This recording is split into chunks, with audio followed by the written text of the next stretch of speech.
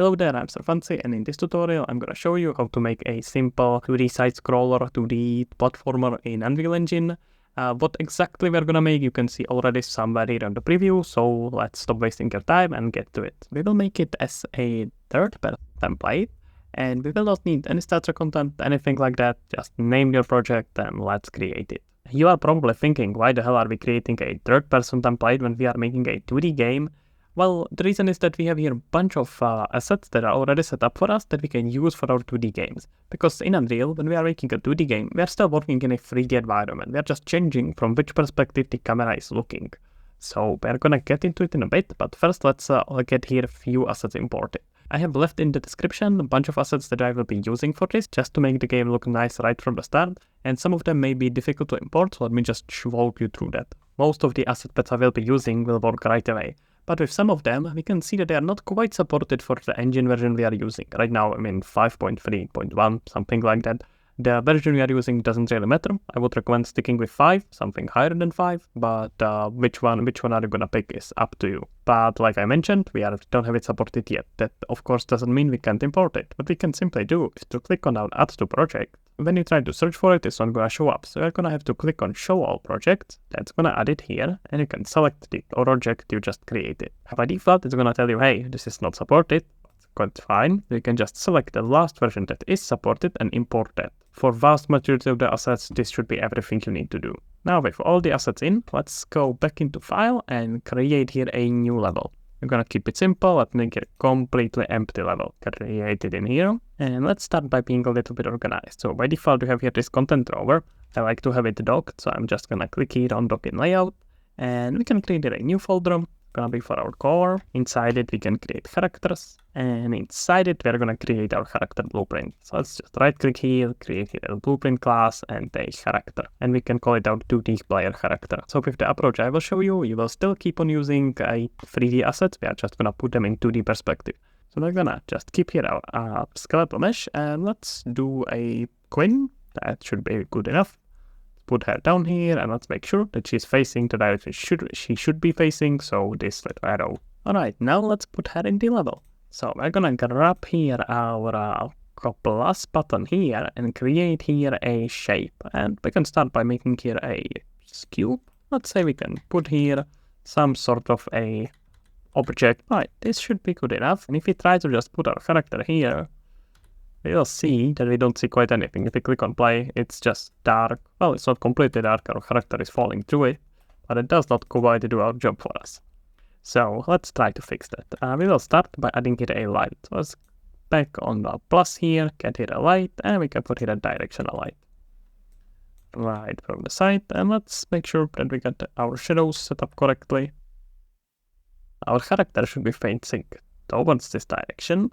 And we want to do here a few things. First of all, save everything. So let's click on Save All and Save Selected. We're also going to need to save our level. So let's just keep it here, and we're going to call it our main level and save it. Alright, now before anything else, let's set up our perspective. We can grab our character here, and in the mesh, let's click left up here and add here a spring arm. Onto the spring arm, we're gonna make sure that spring arm is attached to the capsule and not to the mesh. And onto the spring arm, we can attach the camera. You can see our camera is adjusted, so let's just reset its location. And now we actually see it. We should see it much better perspective. Let's click on play, and we're gonna fall through the ground, so that's not quite what we want. We want to make sure that on the start, we are controlling this character. After clicking on the character, we can search here in details and call here auto possess. So let's get here auto possess and auto possess player for our player 0 actually. Right, we click on play, and we get our character in here. Now we can still clearly see that this is very much a 3D. If you want to keep it this way, feel free to keep it this way, nothing wrong with it, but let's try to go a little bit more 2D with this one. So first of all, I saw that my legs are way too high. I want them to be on the bottom of it, so let me just set it to the left. And this is exactly what we are going to do with our camera as well. So let's start by moving just the legs here, and then we can go into our camera and change the projection mode into orthographic. Let's compile this and see what it looks like. Alright, that's a little bit better. Let's maybe increase how far we are looking at, and that we can do by adjusting this orthographic setting. Let's maybe do about 1024, save it and compile. apply it in here, and there we get some pretty nice 2D perspective. Not too shabby if you ask me. Alright, let's get to setting up our control. And like I mentioned before, because we have our third person template, we can just use a bunch of these assets already preset. So I'm gonna start by on the begin play, in the event graph of my 2D player character. I can get here a player controller. From the player controller, let's get enhanced input local player subsystem. From this, we are gonna make sure that this actually exists. We're gonna check if it's valid. So I'm gonna check validity. So it's valid. Now I am running ahead of myself, and after that we are gonna add mapping input. So add mapping input. At this I'm not gonna even spend time explaining how enhanced input works. If you want to understand it, I made a tutorial about it, and I'm gonna link it in the description, so feel free to check that out. Connect it in here, and our mapping input will be default. Let's compile this, and now we can start adding in our input. We can delete rest of it here, and get here our input action, EA underscore move. Right, we are gonna get here some values, and what we care about most is our action value here. Let's break it, and whenever we trigger it, we want to know how is our x doing. So let's print here a string, and let's see if our x is the value we care about. I'm gonna make sure to set up here a proper key. So this is gonna be our movement. Compile this, and you can see by default nothing. If I press D, it's 1. If I press A, it's -1. Whenever it is negative, we want to be moving back. So let's set it up. We're gonna add here add movement input, and for the value, we can probably just get a actor vector. So let's get forward vector of the actor, not of this, but get actor forward vector, and actor forward vector can be multiplied by our x. Then this value should be our world direction, and let's make sure it executes whenever we are pressing any of our buttons. So that means on our trigger. Let's click on play. If I press D, it's moving forward, even though it's difficult to see. If I press A, it's moving backwards. Does the job exactly as we want. Perfect. Back in the player, let's work with our rotation. So we want to know if our player is supposed to be facing this direction or the back direction. So how we can do that is simply change our mesh rotation based on which direction we are currently going in. So let's say I would like to set relative rotation of my mesh, and I want to set only Z. So let's make this rotator here, connect our input, and our Z should have get our value and add our previous value to it. So we will first need to grab our previous value. So let's get our mesh, and we want to get our relative rotation. We can break it apart or split it.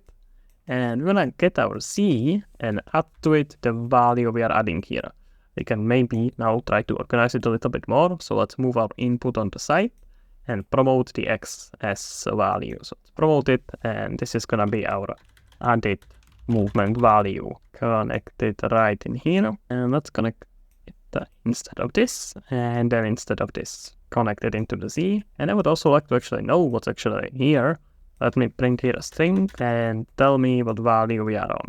So let's connect our result here and print that. So current rotation is the key. Right, if we move to the right, you can see it's adding. If we move back, we can see it's rotating back. So interestingly enough, this does exactly what we want from it. And we just want to speed it up, and we want to lock it between certain values. So we can see that by default, if we look at our rotation, it's on -90. I'm not sure if that's actually true. Let's see. Let's assume it is. So we want to rotate between -90 and +90. So for that, let's grab the value we are adding here. Let's maybe multiply, because if we increase this value, it's going to be rotating faster because it increases the value we are adding every update. Let's multiply this, and we're gonna let's do by 10, so we get it super fast. And then here we are gonna clamp it, and we're gonna clamp it between, let's try our -90 and 90. I'm highly suspicious that's not gonna be what we want, but let's see. Alright, let's keep on going, and keep on going the other direction. That's actually fairly accurate. Interesting. Except we are going in the opposite direction. So what I will have to do is to, after we multiply it by 10, is to reverse it. So I'm gonna grab it here and multiply by -1. Alright, now it should be correct. I'm moving forward, backwards by pressing D and A. If you want to adjust how fast is it rotating, you can simply adjust the multiplier in our first person, in our 2D player character. Let's maybe also name our variables correctly. So I'm gonna promote this to a variable. This is our rotation speed multiplier, and this one is just to reverse it, so we can just put here a comment. And because all of this doesn't really need to be just here in the flow, we can grab all of it and put it in a function. So let's right click on all of this and let's call it our movement. There we have our movement. Let's maybe just rename our input just so it's nice and clean. And this is gonna be our direction. Everything should still work exactly as we want it. Perfect. Alright, before we add some animations to it, I would like to start working with the assets we have included here. So we have some reference points we are moving relative to. So I'm gonna mostly speedrun this. This is not really a tutorial how to design a level. Maybe we'll make another one for that if it sounds interesting to you. Feel free to let me know in comments. Now I just built here a very simple terrain, so I don't have here some stupid block.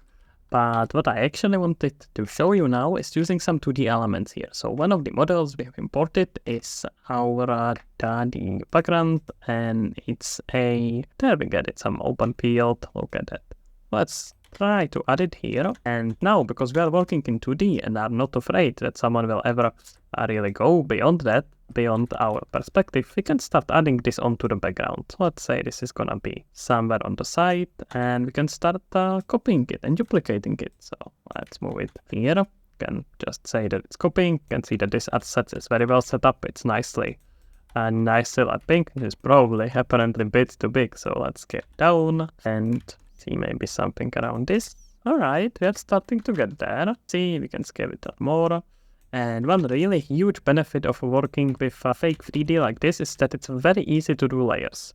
So let's say now, in front of this layer, I would like to have here a smaller layer that's some sort of a floor. That's just very, very close to it here. So, and that even works without rocks quite nicely. So let's just rotate it in parallel, and we're gonna have it here on the side. If we just keep it here, it's probably gonna be pretty flat. But let's see. Yeah, that's not quite the right size. So, and look at that. Now with just few tools, we made here a pretty nice scenery. Well, this is not fitting very well, but you got the idea. This works pretty well. And the cool thing about this is that now we can include in it our 3D elements, our 3D models. That's why I like this way of making a 2D game much more, because it's actually a 2.5D game, just to be sure, just to be clear, but it works the same. So now, let's say on sometimes here, I would like to have some sort of a fence. So now I can put here a fence, can have here in front, and when my player will be walking, sometimes his fence will be behind him, and sometimes the fence will be in front of him. Alright, now with our environment set up, let's get into actually getting our character animated. First of all, we're gonna need to create animation blueprint. That's gonna handle our animation logic. So let's grab our mesh, find where it is. We can just click on this magnifying glass, right click on it, and create here a blank space. And the blank space is gonna be our idle to run. Let's open that. And what we can do here is have our horizontal axis and our vertical axis. We can just ignore our vertical axis for now. What we care about is our horizontal axis. That's gonna be between our 0 and let's say 500 for the speed. Let's make sure that that's actually fitting. We can look at our character movement, and our maximum velocity here, max walk speed is 600, so let's lower it to 500. Alright, if it is saved, we can add here some animations. So we should have it idle already. Let's just grab our idle and put it here on the corner. We can keep it on our non-0. We don't care about that yet. And we have not named our horizontal axis, so let's fix that. This is gonna be our speed. So when our speed is 0, we can play our idle animation, nothing to worry about. And if our speed is higher, let's put here our running animation. When our speed is at the tops, that means 500, we can put our speed to 5, we can put our running animation.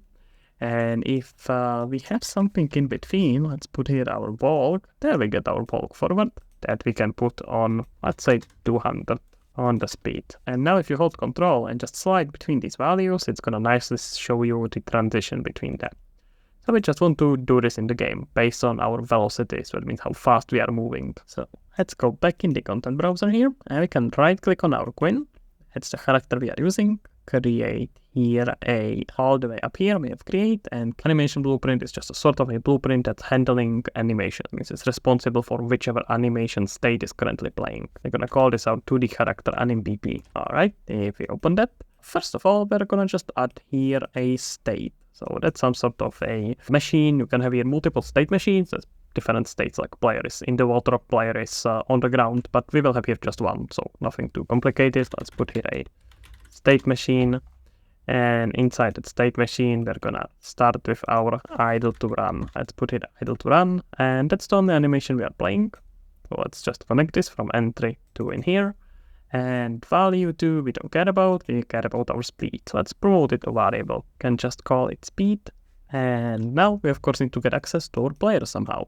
So for that we have to go in our event graph. That's where all our programming will happen. So we can right click here and get here a access to our 2D player character. So the question is, when do we want to do it? We probably don't want to do it on update animation because that would cost every frame, and that's not a particularly efficient way how to do it. So what we're gonna do is to create here a new event, which is initiation. So event initiate, initiate animation, and on this we're gonna cast to the player character. And let's get our pawn owner. This we can promote into a variable. It's gonna be our 2D player character reference. And let's drag it in here. And we want to get it, but we actually want validated get, because we want to continue only when we know that this value is actually correct. That means this variable has been already set. And from here, we can just get a velocity, and that velocity should be converted to a length, vector length, and that vector length is our speed. So let's set it up, and this is gonna be how fast is our character moving.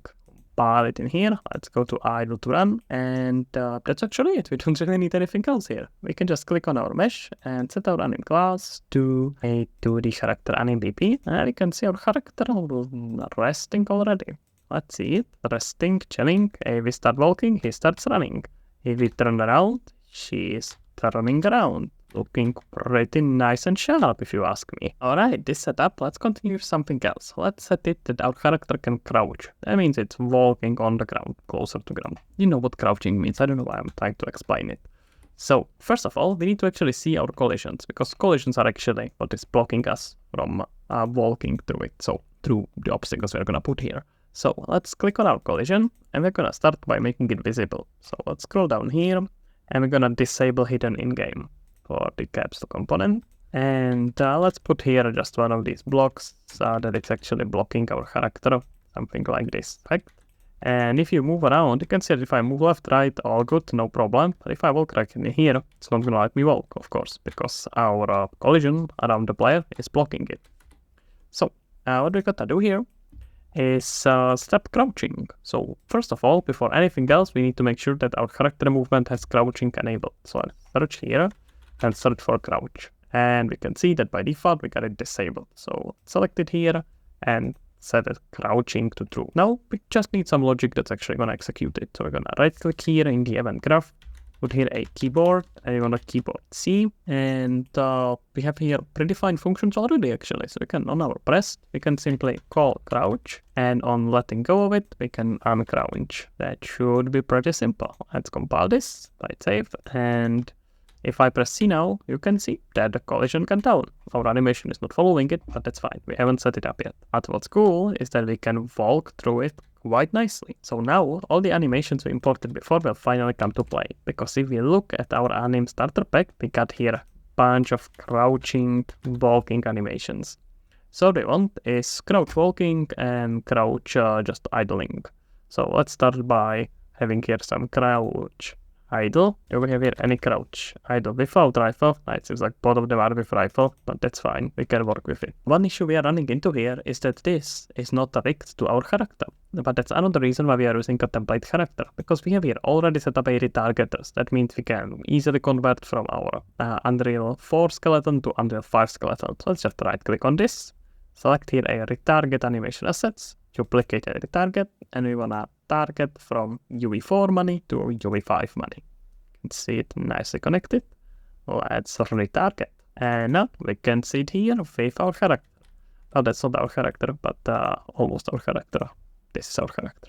There we go. Alright, we got the idle. Let's do the same with walking. We got here some nice crouch walking, so let's also grab it and just retarget it. Retarget and duplicate retarget. Make sure to get a correct retarget and retarget.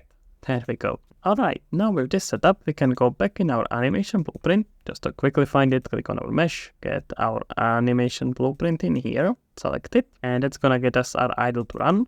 And now we are gonna use our second axis, this vertical axis we have here. That's gonna be height and minimum 200, sounds pretty good. So all of these, when our character is walking, are gonna be a height 100. I have to set them one by one, sadly enough. There we go. And now for our idle, when our crouching is 0, we're gonna simply find here idle crouch and set it to speed 0 and height 0. And the same with crouching. Let's grab here our crouch walk, set it to, I believe, about 200, 300. You can find it always in the character movement. So, oh no, height should be 0, speed should be 300. There we go. Character movement, crouch, max walk, crouch is 300. Exactly. Right. So now, as you can see, depending on how we set these values, we can switch between quite a lot of different states. Doing pretty nicely right in here. Alright, let's save this. Can go in here and we're gonna grab our height and turn it into a variable as well. Put it high, let's call it height. And now we need to set these variables. So we should actually have here a nice condition for it already. So I can grab our 2D character. I can ask if it's crouch. That is crouched. And this we can promote into variable. So let's promote this, promote variable. And this is gonna be our isCrouched underscore animation. Just good to keep it separate. And now I realize I did not really actually have to create here a height animation. Let's be professional. Let's make it a little bit easier. We don't need here this variable.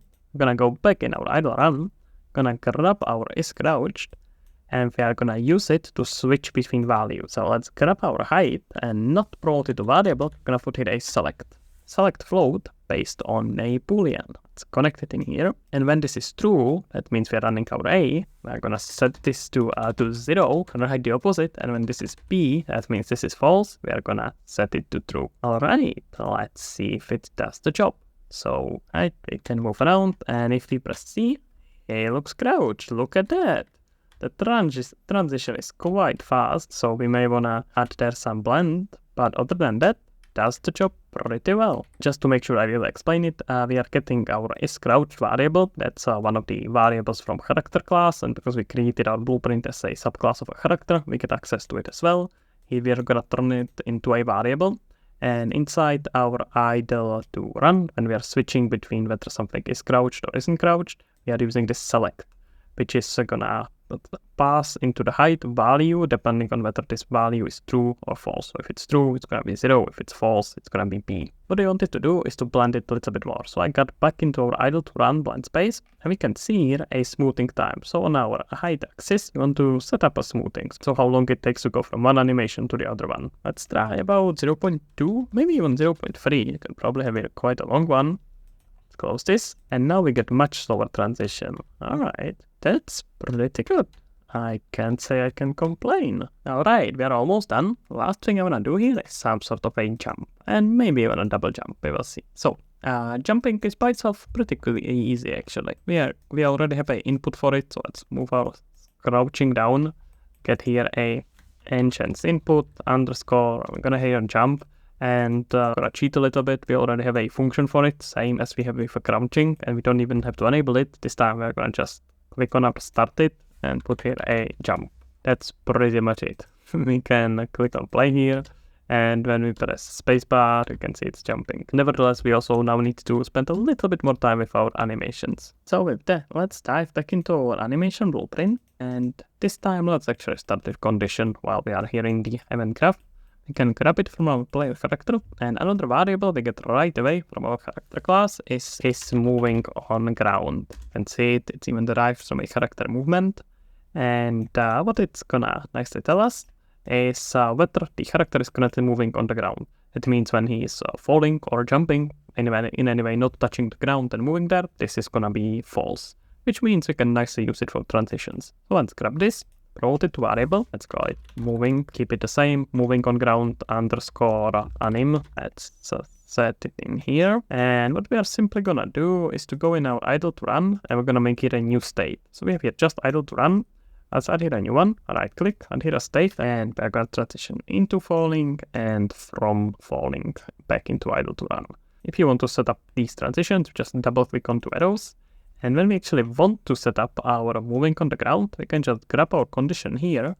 And remember, we know that when this is true, that means he's moving on the ground. We want to do the exact opposite. So we're gonna put it here, equal. And when this is equal to false, it should transition.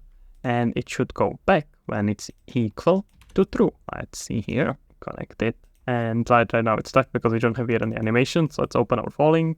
And in the asset browser, we can find here a for loop. There we go. For loop, let's set it here. And for whatever reason, it's not looping by default. So we're gonna have to scroll down here and make sure that our animation is actually looping by checking this loop animation after clicking on the sequence player. Alright, let's compile this and let's see about it now. Click on play, and if we jump, we get to see that it's transitioning into it pretty nicely. We get here this shadow box. In this case, I would probably just disable shadows on it, or you can rotate the lighting. It purely depends, up to you. I would argue that it may be even a good idea to completely disable shadows for everything here, because you don't, I mean, probably not for everything, but for most of the things. Depends exactly how you want visually your game to look like. It really depends. We have a lot of variety here and a lot of options. Alright, so one more thing I want to add here is this sort of a feeling of jumping. So I would like to feel like it, I would like to play animation of jumping up when I press this space bar. So how I do that is playing here a montage, because we do have here a jump animation. We are just not playing it.